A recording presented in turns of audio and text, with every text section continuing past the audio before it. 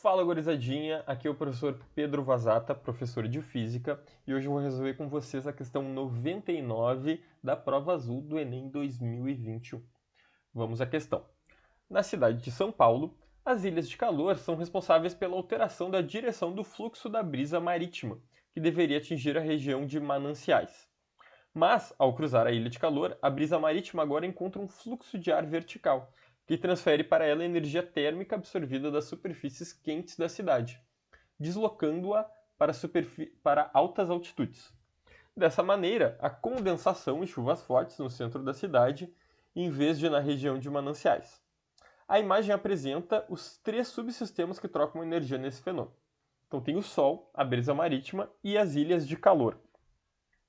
No processo de fortes chuvas no centro da cidade de São Paulo, há dois mecanismos dominantes de transferência de calor, entre o Sol e a ilha de calor, e entre a ilha de calor e a brisa marítima. Esses mecanismos são, respectivamente, e a gente tem que ali dizer quais são esses mecanismos, né, de troca de calor.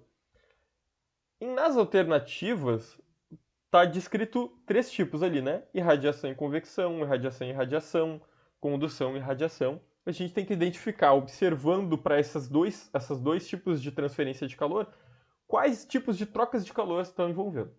Então, só retomando, né, o que é uma ilha de calor, agora eu vou me arriscar aqui como professor de geografia, né? A ilha de calor é quando tu tem a cidade, tu tem uma cidade, tem muitas construções, tu tem asfalto, e o que acaba acontecendo?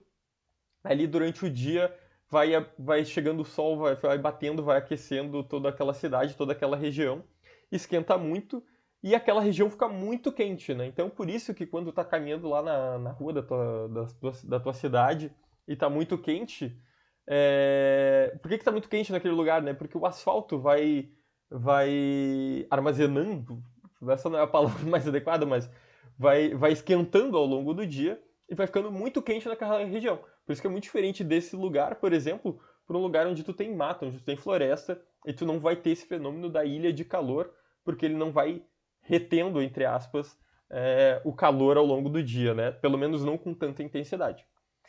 E daí ele está querendo que perguntar ali como é que são essas trocas de calor entre o Sol e a ilha de calor, certo? Entre esses dois sistemas e entre a ilha de calor e a brisa marítima, entre esses dois sistemas. Para isso, a gente vai ter que dar uma retomada nas formas de trocar calor. A gente relembrando, né? A gente tem três formas de trocar calor. Por irradiação, certo? Como é que é a troca de calor por irradiação? Deixa eu fazer um pontinho no meu i. Por irradiação é a forma como objetos luminosos a gente pode pensar todo o espectro eletromagnético, né? Mas vou falar aqui luminosos, como o Sol, eles propagam calor. Então, a partir da radiação eletromagnética, esse calor sai lá do Sol e chega até aqui o planeta Terra, por exemplo, mas a gente pode pensar também que uma lâmpada está emitindo radiação eletromagnética, né? Se pegar aquelas lâmpadas incandescentes antigas, por exemplo, elas esquentam bastante o ambiente, né? Através do processo de irradiação. A gente também vai ter a convecção. Como é que a gente esquenta por convecção? É como a gente tem trocas de calor nos fluidos, certo? Então, por exemplo, tu tá lá esquentando água na tua chaleira lá para tomar o teu chimarrão, eu tô aqui do sul, pelo menos a gente toma bastante chimarrão, né? Tá lá esquentando tua aguinha, e daí tu vê aquele borbulhando e tu vê um certo movimento naquela água de subindo e descendo. Essa é a forma de troca de calor por convecção. Faltou até um C aqui no meu convecção. A gente tem esse tipo de troca de calor nos fluidos. Então, é aquele clássico, né? De por que a gente instala o ar-condicionado na parte superior da nossa casa? Porque o calor, o ar frio que sai lá do nosso ar-condicionado, ele é mais denso e ele desce, e o ar quente, ele que está lá nas regiões mais baixas, ele acaba subindo, né? Então o ar quente ele sempre tende a subir, o ar frio sempre tende a descer, e isso é a mesma coisa que acontece lá na chaleira, né? A gente pode pensar que a água que está na região mais próxima do fogo, ela vai ficando mais quente, ela fica menos densa, ela sobe, e a água que está mais fria no topo lá da chaleira, ela acaba descendo. E por fim, nós temos a troca de calor por condução. Como é que funciona essa troca de calor aqui?